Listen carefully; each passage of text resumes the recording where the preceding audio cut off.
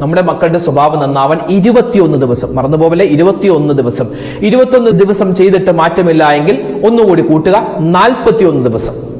21 ദിവസം അല്ലെങ്കിൽ 41 ദിവസം തുടർച്ചയായി നമ്മൾ ഇനി ഉമ്മമാര് ഈ പറയുന്ന കാര്യം ചെയ്യാൻ പ്രത്യേകം ശ്രദ്ധിക്കുക. അതായത് ഒരു ആത്മീയമായ മരുന്നാണ്. ഒരു ഗ്ലാസ് വെള്ളം, ഒരു പാത്രത്തിൽ വെള്ളം എടുത്തിട്ട് സൂറത്ത് ആലി ഇംറാനിന്റെ 36-ാമത്തെ ആയത്തുണ്ട്. ആ 36-ാമത്തെ ആയത്ത് പൂർണ്ണമായും ഓതണമെന്നില്ല. ആ 36-ാമത്തെ ആയത്തിന്റെ അവസാനത്തെ ഒരു വാചകം, വഇന്നി ഉഈദുഹാ ബിക വദുർരിയതഹാ മിനശ് ശൈത്വാനിർ റജീം. ഒന്നുകൂടി ഓതാം, വഇന്നി ഉഈദുഹാ ബിക വദുർരിയതഹാ മിനശ് ശൈത്വാനിർ റജീം. ഈ ഒരു ആയത്ത് 3 പ്രാവശ്യം ഓതണം.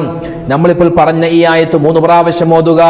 അത് കഴിഞ്ഞ് സൂറത്തുൽ ഫത്ഹിന്റെ അവസാനത്തെ ആയത്തുണ്ടല്ലോ, മുഹമ്മദുർ റസൂലുള്ളാഹ് വല്ലദീന മഅഹു അശിദ്ദാഉ അലൽ കുഫാരി റുഹമാഉ ബൈനഹും എന്ന് തുടങ്ങുന്ന സൂറത്തുൽ ഫത്ഹിന്റെ അവസാനത്തെ ആയത്ത്, അത് 7 പ്രാവശ്യം ഓതണം. അത് 7 പ്രാവശ്യം ഓതണം. മൂന്നാമതായി ചെയ്യേണ്ടത് യാ ഹാദി യാ അല്ലാഹ്, യാ ഹാദി യാ അല്ലാഹ്, യാ ഹാദി യാ അല്ലാഹ് എന്ന് 55 പ്രാവശ്യം. നാലാമതായി ചെയ്യേണ്ടത് സൂറത്തുൽ ഖദർ, ഇന്നാ അൻസൽനാഹു ഫീ ലൈലത്തുൽ ഖദർ വമാ അദ്റാക മാ ലൈലത്തുൽ ഖദർ.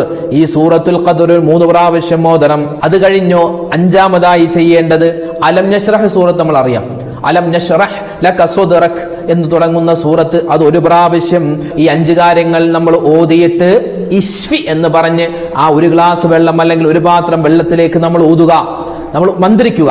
എന്നിട്ടോ ആ വെള്ളം നമ്മുടെ കുട്ടികൾക്ക് അവർക്ക് കുടിക്കാനായിട്ട് കൊടുക്കുക, അല്ലെങ്കിൽ ചായ ഉണ്ടാക്കി കൊടുക്കുക, അല്ലെങ്കിൽ അവർക്ക് വേണ്ടി ഭക്ഷണം ഉണ്ടാക്കുമ്പോൾ ആ വെള്ളം ഒഴിച്ച് ഭക്ഷണം ഉണ്ടാക്കി കൊടുക്കുക. കറിയിലാണെങ്കിൽ കറിയിൽ ഒഴിച്ചാലും മതിയാകുന്നതാണ്.